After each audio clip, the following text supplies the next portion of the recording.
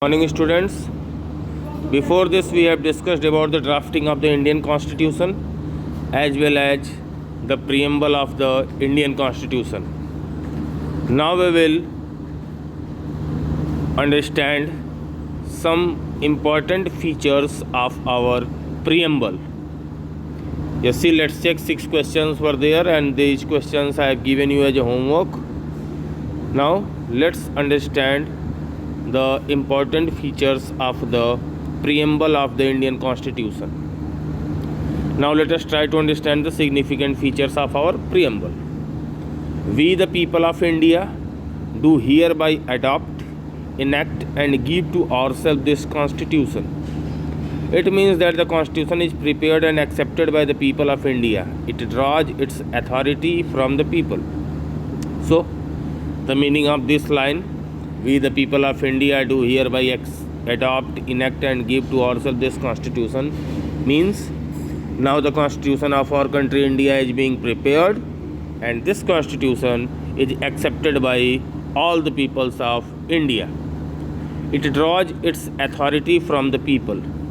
Now the people of the India only give authority to the Constitution, that it will be the Constitution by which our country India will be governed. Now meaning of some important words which were written in the preamble is given. Sovereign. It means that India as a nation is independent and not subject to control by an external authority. Sovereign means India, which is a nation that is independent, and now it will not be under control of any external power. It is independent to take decisions on internal and external matters. Now India is free to take the decisions on the behalf of the internal as well as external matters, means either inside the country or outside. Socialist. It means free from all forms of exploitation. Our country is a socialist country. Meaning of this, now our country is free from all type of exploitations, means now anyone can't exploit India.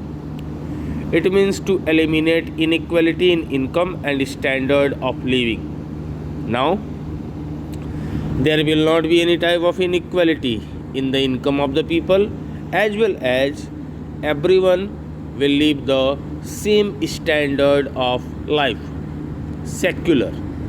It means all religions are treated equally. Means now in India, all religions which are there, that will be treated on the equal basis. State does not have a religion of its own.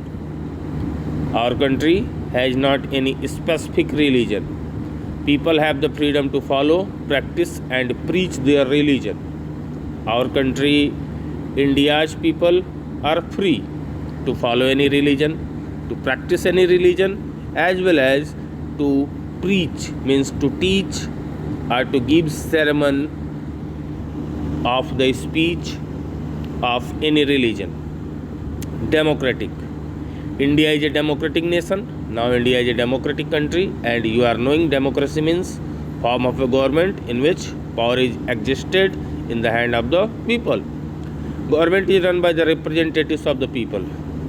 Now in India, the government which is being formed, that will run by the representatives of the people, means people will choose their representative, and these representative on the behalf of the people will govern India. Republic. Our country is a republic also. Republic means in India there is no hereditary ruler and the head of the state is elected by the people for a fixed term. He is called the president.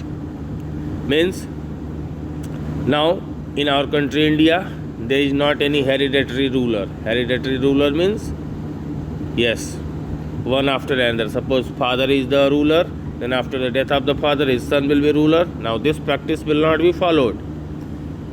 Now the head of the state will be elected by the people for a fixed term, and that head of the state is known as the president. Justice. In the eyes of law, everyone is equal. Means in India, equal justice is provided to all its citizens. Peoples are not discriminated on the basis of caste, creed, gender, religion, etc.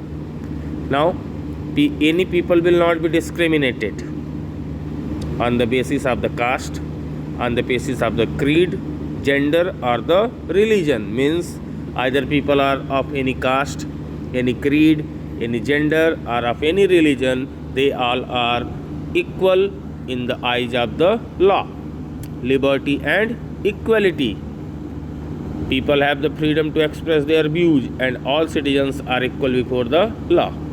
Means all the people of India are free to express their views, and all the citizens which are living within India, that are equal before the law. Last one, fraternity. It means a sense of brotherhood of all Indians. This fraternity develops a brotherhood in all the Indians, means all the Indians are brother and sister. And this is clearly visible in the pledge which is taken by you all on your daily basis in the school. Yes, it is written now. India is my country, all Indians are my brother and sisters. This is the fraternity. It gives unity and strength to the nation. And by the fraternity, unity as well as strength is provided to the nation.